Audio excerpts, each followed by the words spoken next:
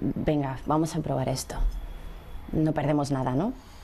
Sí, Carolina me lo presentó después de efectivamente 2 años y medio de muchas peleas, digamos, judiciales.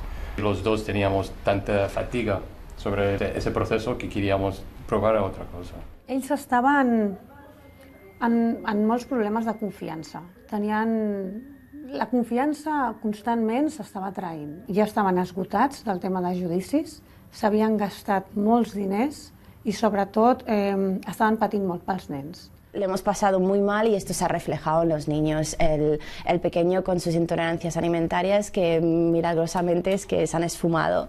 Conforme íbamos resolviendo nuestros problemas personales, las emociones en casa han cambiado, el ambiente en casa ha cambiado. No son los juicios, es todo el proceso que vives día a día. A poc entren a entendre, encara que no comparteixin l'actuació que han tingut, però comencen a entendre que l'altra persona no volia fer mal, que ha actuat amb la por, tenien molta por també. Ver que podemos hablar y llegar a acuerdos, ya el nivel de estrés baja considerablemente. Ahora, habiendo pasado por mediación, cuando surge un conflicto, lo primero que pensamos es volver a mediación.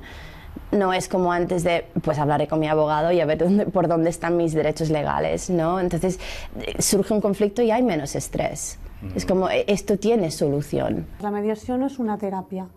La mediació no t'enganxa durant un any, no. La mediació són 6, com a molt 8 sessions.